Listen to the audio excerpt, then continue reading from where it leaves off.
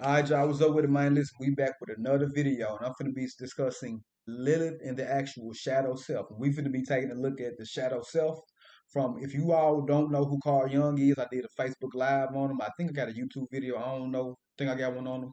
But basically, he was one of the most famous, I guess you could call him a psychological philosopher, basically. He came up with like a lot of stuff like the subconscious and the unconscious mind, collective unconscious, a whole bunch of shit like that. He got a whole bunch of work. He got like the 12 archetypes of people, all that stuff, right? But today, I'm going to be talking about the actual shadow self and Lilith energy in and of itself. And we finna be going through all the actual signs and what it could possibly mean for each and every zodiac sign, right? So y'all stay tuned. So now let's just jump right in this shit. So I got a whole bunch of listen. I like to type up my shit to be real analytical because y'all listen. I love a lot of analytical work. I need to really see stuff. I have a very surgical mind. I be really wanting to see, okay, is this shit really working? You know what I'm talking about? In order to see if some shit is really working, I got to look at that shit from every single aspect as much as I could possibly, you know what I'm talking about, do right. So now let's start off. So, from a Carl Jung perspective, right, Lilith as a representation of the shadow self would align with his idea of the unconscious aspects of the psyche or mind, right? I always understand that. Those, you know what I'm talking about, that are repressed or denied, but still have a profound influence on the individual's thoughts and feelings, right? So it's kind of like that dark aspect of shit that like you secretly feel, but you kind of like, you know what I'm talking about, you secretly want and crave, but you feel like it's not something that's going to be really like accepted, you know what I'm talking about, externally or publicly. So you kind of like just keep those kind of feelings down. So Lilith can be associated with, I would say, eighth house energy, taboo, the taboo side of shit, right? In a sense, of course. So now Young shadow represents the parts of the psyche that we suppress, like I was just saying. So often because they are seen as undesirable or socially unacceptable. So these can include traits like anger, selfishness, desires, and emotions that don't align with our idolized self-image. That's why a lot of times, even with astrology, if you tell people about themselves, who they really are, a lot of them only want to hear the good shit. You tell them about the bad shit, they kind of be like, man, I don't agree, even though that shit might truly actually be them. The thing is not to keep denying what you actually are. It's to embrace what you are and understand that shit need to be fixed if you can fix that shit. And then, you know what's about, see what can happen from that. We keep denying shit. It don't mean it's still not there. So now, the shadow often manifests in ways that are difficult for the conscious mind to fully understand and control, sometimes leading to projection, right? When we see these traits in others rather than ourselves. Real shit. Like, I could be somebody who completely arrogant, but I don't see it, right? But you might be somebody who completely arrogant. I see your shit, but I don't see my shit, right? See what I'm saying? That's the outside looking in view of point. Real shit. And when they say, you know what I'm talking about, you like put it like this, like if I say it's something that we don't really want to face, something that's kind of like out of our control or whatever, sometimes them feelings is just what it is. That's just how you really truly feel, right? You might not understand why you feel like that, but it's best to get to the root of, and Vedic astrology can really help y'all with this shit, I'm telling y'all. So now Lilith and Lilith and the shadow self. So now check this out, y'all. In the mythology, Lilith is often depicted as a figure of defiance, independence, and untamed sexuality. And I tell people, if you want to really understand what the hell these placements mean, as far as like, you know what I'm talking about, these type of placements, you have to understand the lore of what the actual thing is. Like you got Chiron in the birth chart, right? Or Chiron, however y'all want to say it, right? In order to understand what that shit is going to do inside of your birth chart, you have to understand what that shit is, what the actual story is all about, right? You understand? Same with the Lilith placement, right? So now it's about defiance, independence, and untamed sexuality. A lot of y'all kind of really like harp on the sexual aspects and not really get and don't really get to like the real core thematic sense of the Lilith energy. You know what I'm talking about? Outside of the sexual part, right? But we're gonna get into that shit, trust me. So these qualities can be at odds with traditional societal expectations, right? Particularly for women. You know what I'm saying? In some versions of her story, she is cast out of the Garden of Eden for refusing to submit to Adam, right? So now, which reflects her resistance to conform, you know what I'm saying, to hierarchical power dynamics, right? Real shit, right? Or suppress parts of herself. She is a symbol of rejection of the conventional roles and norms, right? And so Lilith, this sounds like some feminine shit because in one sense, It can be, and it can be. Feminism isn't always a 100% bad thing. It's a bad thing that after that women get what they want, that they start like trying to like push it to some shit that's kind of deviating from what it was originally for, right? You know what I'm talking about? So feminism can be good because if you want to think about it, if I was a woman, which I'm not, I would hate to feel like I have to listen to what somebody else tells me I should do with my life all the fucking time. Like I can't decide nothing for myself, just realistically. However, you know what I'm talking about. So I can understand just from a humanistic standpoint. You know what I'm talking about. But then I also can see where a motherfucker could get manipulative with that shit and just start pulling shit out their ass just to, you know what I'm talking about, like a rebel without a cause, but say it is a cause. You know what I'm talking about? Because the rebellistic energy going to eventually lead to, you know what I'm saying, an expansion of just to completely dominating whatever force you want to now without anybody going against you. I mean, it's just what it is, right? So now this reflects her resistance to conform. I already read that shit. To suppress parts of herself. She is a symbol of rejection. I already read all that shit too. So now, from a Jungian perspective, right? So now, repression of shadow traits. The story of Lilith can be interpreted as a narrative about the repression of certain aspects of the self. Y'all understand that shit? Particularly those related to autonomy. Autonomy meaning you being an individual, right, and not having to blend your whole life dynamic with what somebody externally says you should do. This could even manifest on a maximum level to your ass just going against fate in general. So now, not only autonomy, but power and sexuality. Her refusal to admit, you know, ultimate to Adam and her eventual exile can symbolize how society or the conscious ego, right, rejects or attempts to suppress those shadow aspects, viewing them as undesirable, right? So if the collective say, oh, we don't like this shit, a lot of people tend to be like, damn, well, I can't. That's why I hate when a lot of people apologize for certain shit they really meant and there was actually very logical and practical that needed to be said. Because the world operates in group think, right? Group think is like, okay, we all agree on this, and whoever don't agree on this shit, we gonna get on their ass. That's kind of what it is, y'all. So even if you saying something correct, as long as the group mind rejects whatever you saying, it still seemed as wrong. You still might be villainized.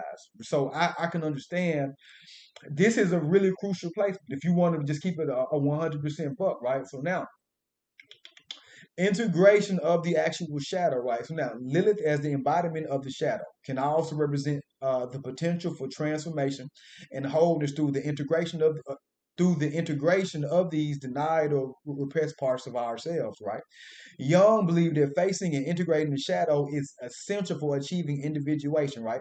The process of becoming whole, right? Self-aware individual, real shit, right?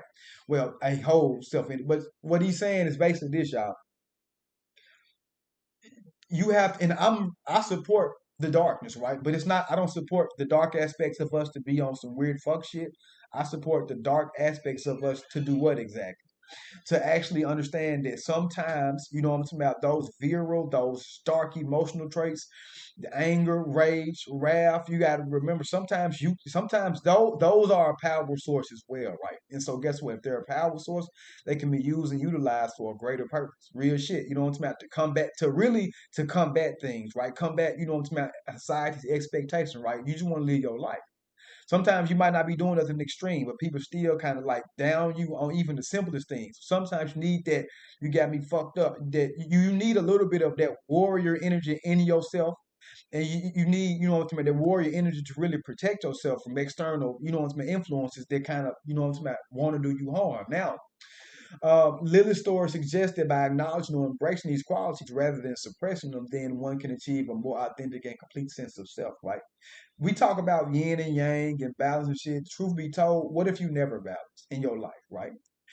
What if you never really achieved that, right? If you never can achieve that shit 100% wholly, you need to be trying to strive for some type of, you know what I'm saying, middle ground with this shit, right? So now, the wild feminine, right? Lilith could also be viewed as a symbol of the wild feminine archetype, right? Representing untamed and instinctual aspect of the psyche that has been repressed, right? That's why a lot of women, boy, they get some freedom.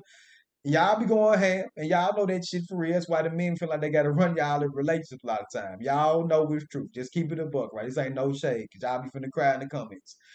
particularly in patriarchal societies. By embracing this aspect, Young might say that the individual is reconnecting with deeper, more primal forces within themselves rather than living in alignment with socially constructed or idealized roles. Real shit, right? So now, in this sense, Lilith's rejection and exile from Eden could symbolize the alienation that occurs when one denies the shadow part of the psyche, right? That is usually, what I'm talking about, relegated to the unconscious, right? So the journey towards individuation then would involve accepting Lilith's qualities, embracing the shadow, and integrating the aspects into one's conscious identity, right?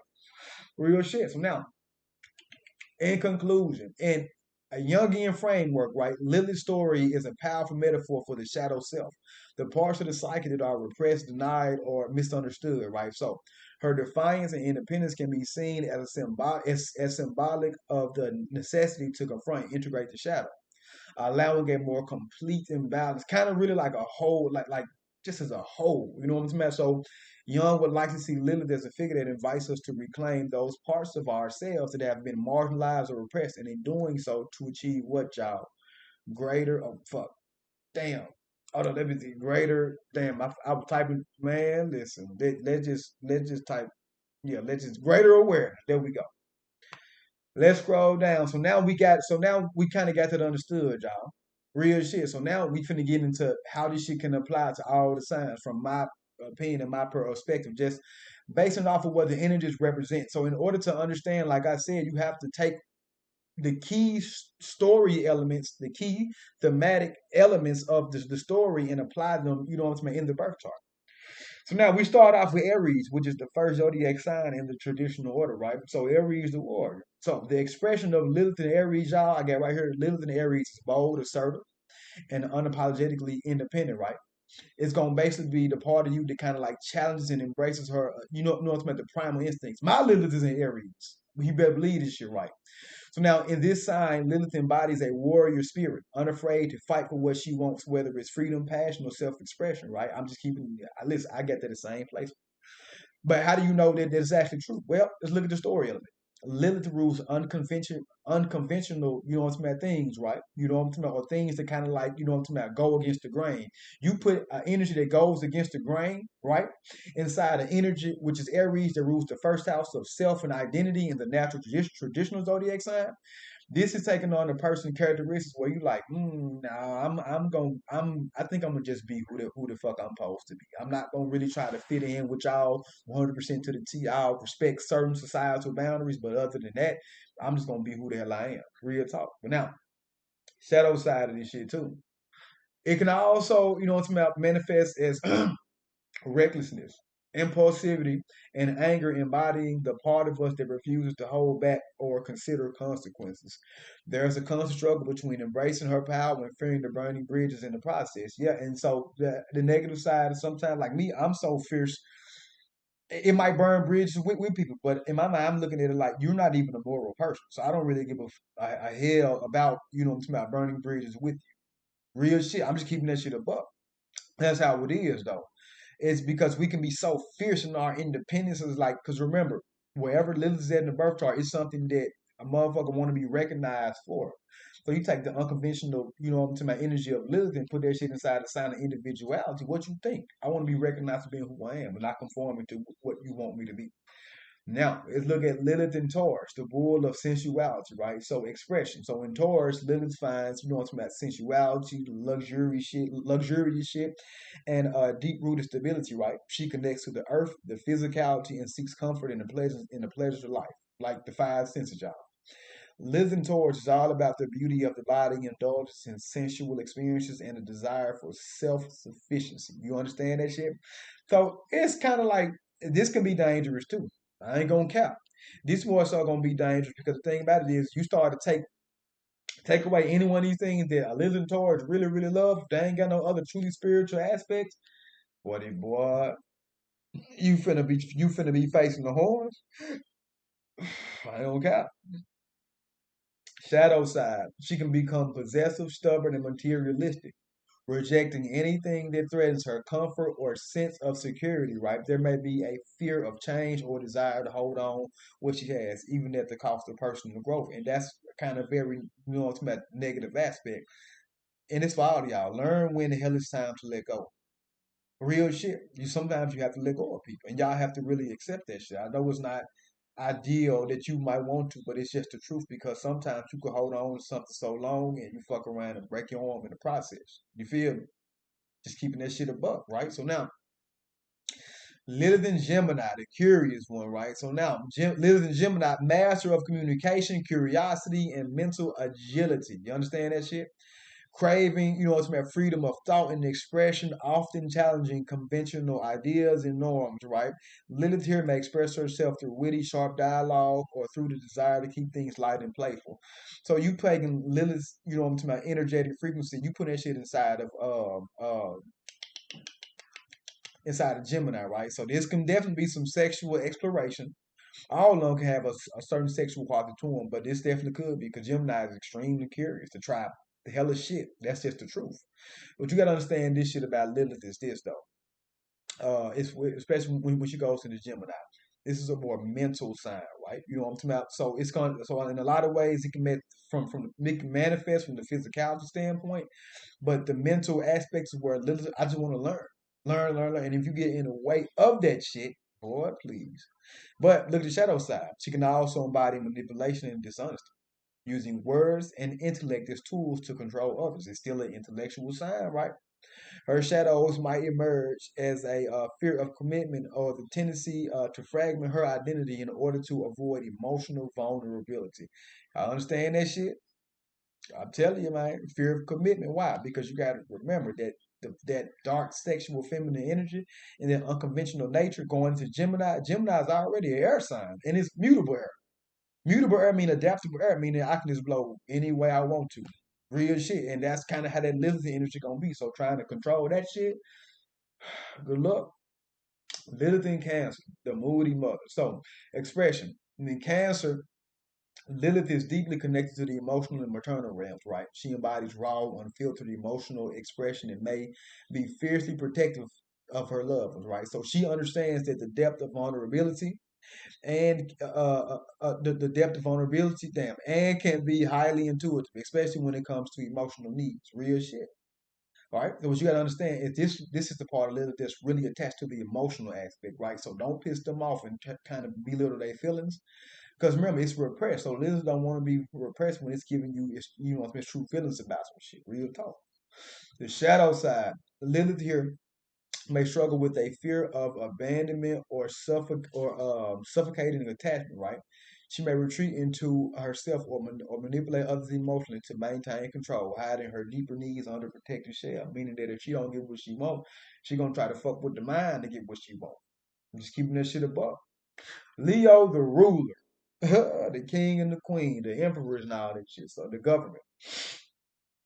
Lilith in Leo, y'all, is unapologetically confident, radiant, and love to be admired, right? So you gotta understand, it's gonna really express itself with this more like fierce sense.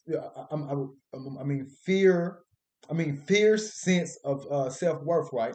Like I know who I like for real. Like an upgraded Aries, them motherfucker often demanding attention and recognition for her unique creative spirit. Lilith here owns her sexuality and power, using it to captivate and inspire. So this is like that movie. This is like that. I mean, I guess you could say in a way it's that Marilyn Monroe energy, Kim Kardashian type of energy. Now, shadow side. Hold up, y'all. Let me grab some of this water. I'm thirsty as hell. Grab some of this water. Grab some of this shit. Hold up. Mm. Ooh, shit, boy. Now, shadow side. Her shadow side may show up as arrogance, pride, or the tendency to use charm and attention, seeking behaviors to manipulate others into admiring her. There are also risk of her feeling deeply wounded if she doesn't receive the validation she craves. And that's for men. Remember, this is for men and women. Everybody has a little placement. Did that Leo shit? Because you got to remember, it want attention. It want to be recognized for its talents. The king is the queen. Is like, listen, I'm superior in some type of way. Notice me, right? That's how that shit be. Yeah, I better be careful with that Leo, that lives in Leo shit. Because guess what? It can manifest in a fucked up way where you're doing anything to get attention. I always understand that. Now, Virgo, the analytical. So now, listen, the expression in Virgo literally takes on what? A practical, analytical, and detail-oriented approach. You understand that shit? She may be obsessed with perfection and order. You know what I'm saying? Challenging the status quo by pushing for the acceptance of what is often overlooked or repressed in society's definition of proper behavior. Boy, imagine if this shit is in the seventh house of relationships. Ooh, we or with your Venus or with your husband placement or boyfriend placements for y'all men and women.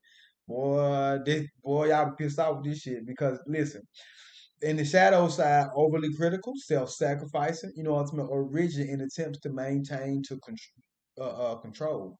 So her shadow might involve fear of imperfection, leading to obsess over flaws, right? And that be a person like I have to, I can't stop it. Man, it can get wicked. Libra, the lover. So now this is a sign of relationships for those y'all who don't know. So now the expression Lilith in Libra embodies what? A powerful sense of fairness, justice, and balance, but with a deep seductive charm, right? So she isn't afraid to challenge the social order or question the dynamics of relationships, especially when it comes to power, equality, and beauty, right? So this could be a justice seeking type of Lilith too, right? Because it's like, no, we're gonna do what's fair. But remember, it's that repressed energy. It's like, mm-mm. So guess what's gonna happen if they feel like it ain't fair? May manifest as what? Passive aggressiveness, indecisiveness, or manipulations in relationships. She may avoid confronting issues, preferring to appease others, or avoid confrontation, all while harboring repressed desires or resentment. Being a people pleaser to the point where you have seen them folks that help people so much they end up starting to like go off the ripped and start just talking shit about it. Like they feel like they haven't been appreciated for their help, their work and shit, and they kind of like go the fuck off. That sounds like that's some shit like that, ain't it? Now, Scorpio, the dark one. The expression with Lilith goes to Scorpio is the most intense because they kind of damn near the same shit.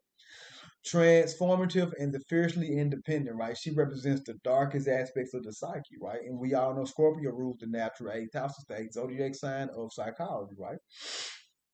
And power dynamics, death and rebirth cycles, right? Lilith here is a force to be reckoned with, refusing to play by anyone's rules, right? Especially in intimate or transformative situations. Everything should be played with Scorpio. Shadow side. Her shadow might take the form of possessiveness, obsession, and manipulation. There is a deep fear of vulnerability and abandonment, right? And Lilith in Scorpio can become controlling or vengeful when betrayed or rejected. Yeah, I mean, it's really obvious. I ain't even got to explain. Like, you can put that shit together your damn self. I'm telling y'all. That literally, you can make some dark energy with more dark energy. Shit. Shit. You mixing dark with dark. Shit. What you think you gonna get some light? Shit. You gonna get some light, gonna be fire. So now Sagittarius, the philosopher, right? So now the expression when Lilith goes into Sagittarius, right? Don't try to stop them from being free. Is all I can say. Adventurous, free spirited, and always seeking higher truths. Right? She challenges dogma and embraces the untamed philosophical side of life, desiring freedom, exploration, and a pursuit of meaning in all things. Right? This Lilith do not want to be stopped. Do not try to make this Lilith person stop because they trying to be free for real, and they might be a thought. Be for real. You said, but Lilith here might be seen as a wanderer, right? So always questioning and challenging societal norms. Shadow side. Her shadow side might express as recklessness, irresponsibility, or overindulgence, right? And freedom to the point of avoiding commitments or deeper emotional engagement. I always, y'all remember that song? She's a runner, she's a track star, shit like that. She may fear being tied down or restrained in any way, even if it means missing out on deep connections. Hell yeah, literally, because you got to remember, it's in the Sagittarius is all about freedom. I want y'all to understand that shit. A lot of Sagittarius men and women that really truly got that shit, they're gonna be harder to control because their life is about expansion. And what's the opposite of expansion? You know what I'm talking about? It's enclosure. You know what I'm talking about? It's entrapment. You see what I'm saying? I mean, it's restriction, right? Implosion, real shit. Now, Capricorn, the boss, my least favorite sign. But expression, the Capricorn Lilith takes on a serious, disciplined, and power-driven persona. Real shit. Because Capricorn naturally rule the 10th house of like authority. So this Lilith think they run the something. So she challenges the traditional structures of authority and ambition, wanting to climb the top on her own terms. Lilith here is focusing on building her own legacy and may be willing to challenge societal expectations to do it. Her shadow side could appear as workaholism, you know what I'm talking about, rigid control and excessive need for success or recognition. Lilith in Capricorn may struggle with the feelings of inadequacy, particularly when it comes to the status or materialist success, right? Man, y'all baby, listen, Lilith in Capricorn, that's not what life all about. Just so y'all can be straight, cause y'all seem like y'all gonna turn their look. Now, Aquarius, the mad scientist, right? So expression. So Lilith in the Aquarius, I was tripping when I was getting to Lilith, I was tripping when I was writing the Lilith in Aquarius one. Because listen, Aquarius, listen, I do love Aquarius. I used to hate Aquarius energy, but I love Aquarius energy now because of what it represents in the best good way. So expression lived in Aquarius is the revolutionary, the rebel who challenges convention and seeks to break free from societal constraints. She embodies intellectual independence, humanitarian ideals, and an unconventional approach to life. She thrives in environments that value individualism and progressive thinking. Y'all understand that shit? Y'all understand that shit, right? So, but the shadow side, y'all, might manifest as detachment, emotional coldness, intellectual superiority, for real. She may struggle with a fear of being too different, right? Leading her to isolate herself or dismiss others. So that's they don't align with her radical views. That's like a person like that. I'm too ahead of the time. I know for a fact I'm gonna have problems dealing with these motherfuckers over here. That's what it really is. Now, Lilith, when it goes into Pisces, right? Pisces, the mystic. Lilith in Pisces, what? Deeply mystical, intuitive, and emotionally fluid, right? Careful with that shit, though. These are repressed emotions. These are already repressed feelings, and they, you know, it's made the sign that rules emotional fluidity. That's like this type of thing. But now she represents the parts of the psyche that connect to the unconscious, right? The spiritual realm and the depth of emotion. Lilith here embodies empathy and the ability to transcend physical limitations, seeking a deeper connection with the world. So trying to stop them. All right. Her shadow side can express as escapism, victimization, or a tendency to become overly idealistic. She may struggle with boundaries, losing herself or others in fantasy worlds, unable to distinguish between her own emotions and those of others. Yes, y'all, listen. So you go back and look at all this shit. Just scroll back up, look at I showing the video. Find your lilies and shit. Understand, y'all, this is the shadow aspect of who we actually are, right? Now, this is a tropical Vedic. I mean, this is a tropical astrology placement. But what I do, I'm a sidereal Vedic. I'm a sidereal Vedic astrologer. Still know I know about. I still know tropical. I start off in tropical. I know about the asteroids, Juno, Vesta, even the other ones that you got to type in on Astro. DNS or Astro.com, whatever the hell website. I know about all that shit, part of fortune, all that shit, the vertex, I know, I understand the harmonic charts. I understand all of that shit, the persona charts, all of the Hellenistic shit. But I just take the tropical placements, you know what I'm talking about, planets and like calculations, mathematics, and I bring them over to Vedic. Boy, that shit hit so much because this was just some surface level shit. Boy, the Vedic shit gets so damn deep. So yes, y'all listen. So if you want to purchase a birth chart reading from me, I got like 200 reviews, literally. Like I'm not even capping.